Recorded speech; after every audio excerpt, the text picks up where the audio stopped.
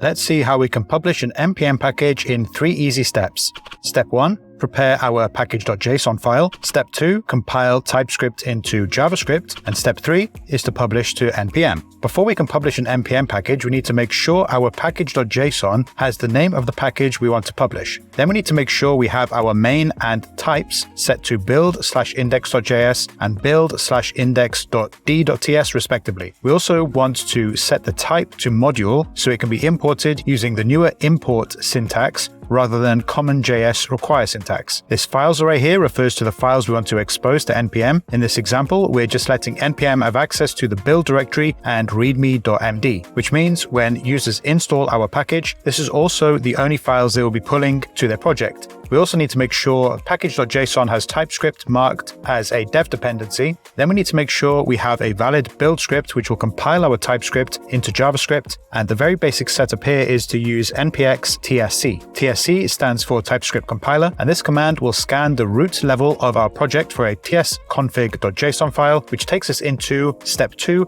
compiling TypeScript into JavaScript. The tsc command will follow the rules outlined in tsconfig.json and use them to compile our TypeScript to JavaScript. Setting lib to ESNext here means the TypeScript compiler will recognize type definitions for the latest version of ECMAScript. This doesn't affect the output JavaScript directly, but it does affect which built-in objects and methods TypeScript knows about. Setting module to ESNext means that the compiler will keep ES6 style imports and exports without converting them to another module system like CommonJS and the require syntax. Setting target to ESNext tells TypeScript to output JavaScript that aligns with the latest ECMAScript standard. Next, we have module detection set equal to false, which means all of our files in our project will be treated as modules. Then we have an out dir and out directory set to build, so whenever we compile our TypeScript, all of that compilation will be output to a build directory. This skip lib check set to true means we're skipping checking d.ts files, and setting strict to true means we're enforcing the most strict TypeScript rules. We're not going to be lax or lenient on any TypeScript rules. Then finally, we want to make sure we exclude the node modules directory and the build directory from the TypeScript compilation process. So before we compile our TypeScript, we need to make sure we have an index.ts in the root level of our project, which will export every single one of the variables or functions that we want to make accessible via our library. Then we can run our npm build command by typing in the terminal npm run build, which will then output all the compiled files to a build directory. Finally, we can publish to npm using npm publish, and if you followed these steps correctly, you should have your new npm package published on the npm registry.